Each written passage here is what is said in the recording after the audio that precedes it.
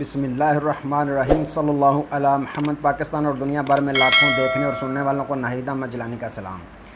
ناظرین، آپ کو جیلانی جی یوٹیوب چینل اور فیس بک پیج پر خوش آمدید۔ امید کرتا ہوں آپ جہاں کہیں بھی ہوں گے اپنے اہل خانہ سمیت باخیریت ہوں گے، خوش بھی ہوں گے اور محفوظ بھی۔ ناظرین کرام، اپنی گفتگو کا آغاز کرنے سے پہلے تمام خواتین و حضرات سے یہ گزارش ہے جو ہمارے چینل پہ ابھی نئے ہیں وہ جیلانی جی چینل سبسکرائب فرما لیں تاکہ روزانہ آپ تک ہماری نئی ویڈیوز آسانی کے ساتھ پہنچ سکیں۔ بلا تاخیر اپنی گفتگو کا آغاز کرتا ہوں۔ خان کے ہاتھ بڑا ثبوت لگ گیا، بڑی کامیابی۔ خان بامقابلہ پی ڈی ایم، مہنگائی، حکومت کا بڑا ڈاکہ، جیبیں گرم، ان تمام ایشوز پہ میں نے بات کرنی ہے۔ ناظرین اکرام، سب سے پہلے بات کرتے ہیں اس امپورٹڈ حکومت کی۔ یہ جب آئی تو انہوں نے آنے سے پہلے ایک پاکستان میں مہنگائی مارچ نکالا، عوام کو ٹرک کی بتی کے پیچھے لگانے کی کوشش کی کہ ہم آئیں گے اور مہنگائی کو ختم کر کے دم لیں گے۔ تو ناظرین اکرام، جیسے بھی ہوا، جس طرح بھی ہوا، جس طریقے سے کیا گیا، ان کی حکومت آ گئی، ان کو موقع مل گیا کہ مہنگائی کو ختم کریں۔ تو ناظرین اکرام، جو یہ نعرہ لے کے آئے تھے کہ ہم مہنگائی کو ختم کر دیں گے، انہوں نے اتنی مہنگائی کر دی کہ عوام کی چیخیں آسمانوں تک پہنچنا شروع ہو گئی۔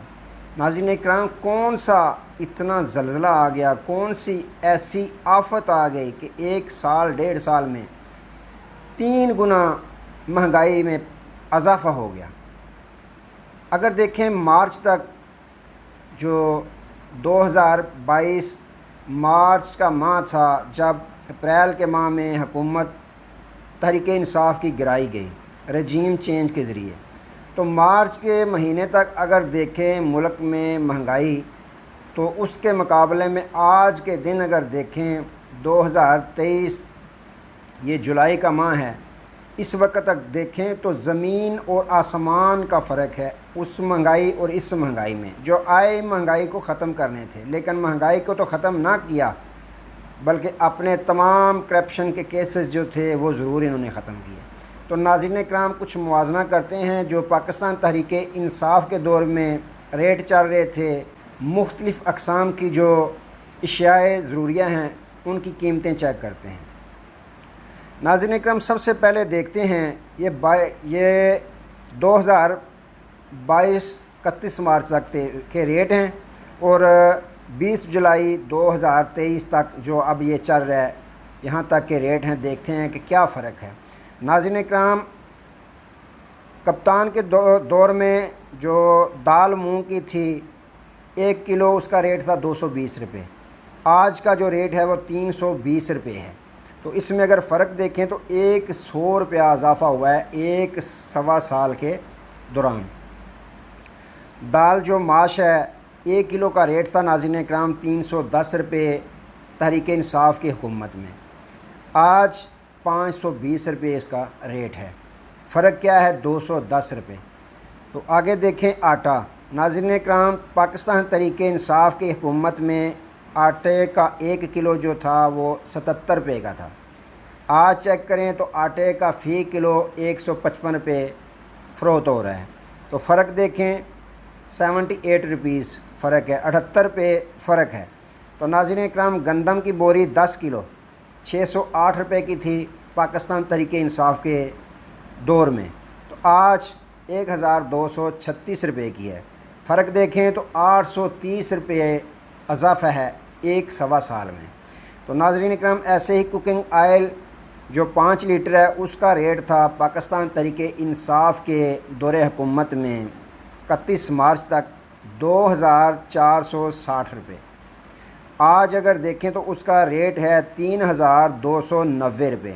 تو یوں اضافہ ہوا 940 روپے کا اضافہ ہوا ہے اس میں۔ اگر دیکھیں پیاز، تو پاکستان تحریک انصاف کے دور حکومت میں 1 کلو پیاز کی قیمت تھی 70 روپے، تو آج اگر چیک کریں تو 1 کلو پیاز کی قیمت ہے 90 روپے۔ تو ناظرین اکرام، اس کا اگر موازنہ کریں پی ڈی ایم حکومت کا پاکستان تحریک انصاف کی حکومت کے ساتھ، تو ایک سوا سال میں یہ جو مہنگائی ختم کرنے آئے تھے، انہوں نے اس طرح مہنگائی کو آسمانوں تک پہنچایا کہ لوگوں کی چیخیں آسمانوں تک پہنچنا شروع ہو گئی۔ آئے تھے یہ نعرہ لے کے ہم مہنگائی ختم کریں گے۔ تو ناظرین کرام دیکھیں کتنا اضافہ ہوا ہے ایک سوا سال میں۔ حالانکہ اگر حقیقت میں دیکھیں تو اس وقت جب خان صاحب کی حکومت تھی اس وقت کرونا کی وبا بھی آئی تھی، جو انٹرنیشنل لیول پہ آئی تھی، پوری دنیا میں آئی تھی، جس کی وجہ سے مہنگائی بہت عروج پر چلی گئی تھی، مہنگائی آسمانوں کو چھونے لگی۔ لیکن اس کے باوجود بھی پاکستان تحریک انصاف کی حکومت نے کنٹرول رکھا، ملک کا پہیہ بھی چلتا رہا، معیشت بھی چلتی رہی اور مہنگائی بھی اتنی زیادہ نہ ہو سکی۔ حالانکہ یہ کہتے ہیں کہ ان کے پاس ناتجربہ کار ٹیم تھی، اب تو یہ تجربہ کاروں کی ٹیم کا گروپ آیا تھا، لیکن انہوں نے مہنگائی میں اتنا اضافہ کیا کہ غریب کا جینا انہوں نے مشکل کر دیا۔ تو ناظرین اکرام دوسرا اس حکومت کا ایک بہت بڑا ڈاکہ دیکھنے میں آیا ہے کہ انہوں نے کیا کیا کہ جتنی بھی پاکستان میں سرکاری اراضی تھی اس کو ٹھیکے پہ دینے کا اعلان کر دیا، اور 3/8/2023 کو ہونی ہے ٹھیکے کی جو بولی ہونی ہے وہ ہونی ہے۔ تو مقصد یہ نہیں ہے کہ ٹھیکے پہ کیوں دے رہے ہیں، اس سے قبل لوگ چلا رہے تھے، اپنا فصل اگا رہے تھے، کاٹ رہے تھے، جس طرح بھی تھا چل رہا تھا، لیکن یہ ضرورت پیش کیوں آئی ہے؟ کیونکہ انہوں نے ٹھیکے پہ دینی ہے، جاتے جاتے انہوں نے اپنی جیبیں گرم کرنی ہیں۔ بولی پہ جو چیز ہوتی ہے گورنمنٹ کی وہ آپ کو پتہ ہے کہ قومی خزانے میں کیا جمع ہوتا ہے اور کیا کیا ان کے اپنی جیبوں میں جمع ہوتا ہے۔ اپنے بینک بیلنس انہوں نے بڑھانے ہوتے ہیں، الیکشن کمپین چلانے کے لیے انہوں نے اپنی جیبیں گرم کرنی ہوتی ہیں، تو یوں انہوں نے بڑا ڈاکہ، بڑی واردات ڈالنے کی کوشش شروع کر دی ہے کہ 3/8/2023 کو انہوں نے جتنی بھی سرکاری اراضی تھی ملک پاکستان میں ان کو ٹھیکہ پہ دینا ہے باقاعدہ، تو اس کے لیے انہوں نے دن مقرر کیا 3/8/2023 کو۔ تو یہ ناظرین اکرام بڑا ڈاکہ ہے پاکستانی قوم کی جیبوں پر، کیونکہ انہوں نے نیلامی کرنی بھی چاہیے، لیکن وہ جو نیلامی کی بولی کی جو فیس ہوگی، جو پیسہ ہوگا، وہ قومی خزانے میں کب جمع ہوگا؟ کچھ پرسنٹ یہ جمع کریں گے، باقی ان تمام کی اپنی جیبوں میں جائیں گے، جس کے ساتھ یہ آئندہ الیکشن میں اپنے حلقے میں اپنی کمپین چلائیں گے۔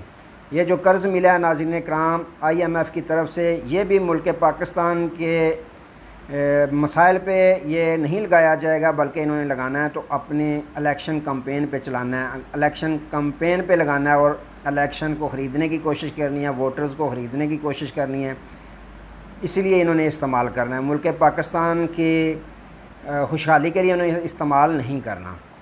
تو ناظرین اکرام اگر دوسری جانب رخ کریں، سابق وزیر اعظم عمران خان صاحب، ان کے ہاتھ بڑا ایک ثبوت لگ گیا ہے۔ جو کیس ان پہ سب سے بڑا کیا گیا تھا کہ یہ القادر ٹرسٹ میں انہوں نے کرپشن کی ہے، تھوڑی بھی نہیں بلکہ 190 ملین پاؤنڈ۔ ناظرین اکرام وہ کون سی رقم تھی؟ وہ تھی ملک ریاض صاحب کی، اور بلیک طریقے سے انہوں نے UK میں رکھی ہوئی تھی۔ جب پتہ چلا دور حکومت تھی پاکستان تحریک انصاف کی، سپریم کورٹ آف پاکستان نے وہ جس طرح بھی ہے تیار کیا، وہ مان گئی UK کی حکومت، اور انہوں نے پیسہ جو تھا ان کے اکاؤنٹ میں پڑا ہوا تھا انہوں نے واپس دیا، اور وہ پیسہ جمع ہوا سپریم کورٹ آف پاکستان کے اکاؤنٹ میں۔ انہوں نے کیس کیا بنایا کہ وہ جو زمین تھی القادر ٹرسٹ، جس میں سیرت نبی صلی اللہ تعالیٰ علیہ وآلہ وسلم کے متعلق نوجوانوں کو تعلیم دی جاتی ہے، مسلمان جتنے بھی بچے ہیں ان کو تعلیم دی جاتی ہے، سیرت کے متعلق پڑھایا جاتا ہے، اس کی جو زمین تھی وہ ملک ریاض صاحب نے دی تھی۔ ان کا یہ کیس تھا کہ ملک ریاض نے جو زمین دی ہے 190 ملین پاؤنڈ جو تھے ان میں خرد برد کی ہے، خان صاحب نے ان سے میل ملاپ کیا ہے، جس کی وجہ سے انہوں نے زمین خان صاحب کو دی کہ القادر ٹرسٹ کے لیے میں زمین دیتا ہوں۔ تو ناظرین اکرام یوں جو نیب تھا اس کے کاغذات 2020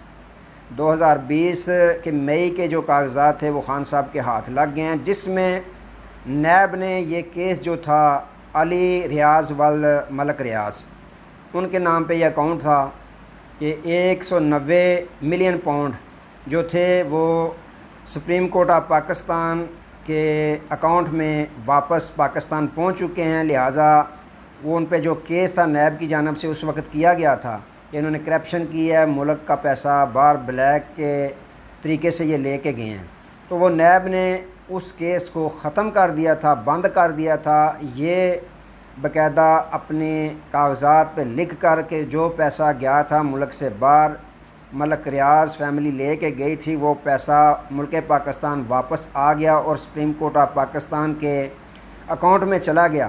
اب اس کیس کو بند کیا جاتا ہے۔ تو ناظرین کرام، جو آرڈیننس ہے نیب کے آرڈیننس کے مطابق جو کیس ایک دفعہ بند کر دیا جاتا ہے وہ دوبارہ نہیں کھلتا۔ تو یوں ناظرین کرام خان صاحب کے ہاتھ بڑا ثبوت لگ گیا ہے، جس میں یہ کر رہے تھے کہ ہم نائل کروا دیں گے خان صاحب کو، تو یہ نیب کے کاغذات خان صاحب کے ہاتھ لگ چکے ہیں، جس میں باقاعدہ نیب وہ کیس جو ہے وہ بند کر چکا۔ ناظرین کرام یوں دیکھیں تو خان صاحب کی یہ بڑی کامیابی ہے۔ تو دیگر جو کیسز ہیں وہ خان صاحب کے اوپر چل رہے ہیں، ان کے گرد گھیرا تو تنگ کیا جا رہا ہے، لیکن جس کے ساتھ اللہ کی مدد ہو اس کو کون گرا سکتا ہے۔ تو ناظرین کرام یہ معاملات چاہ رہے ہیں۔ آج تک کے لیے دوبارہ نئے موضوع کے ساتھ آپ کی خدمت میں حاضر ہوں گے، تب تک کے لیے اجازت دیجیے، اپنا بہت سارا خیال رکھیے گا اور اپنے اس چینل کا بھی۔ اللہ حافظ۔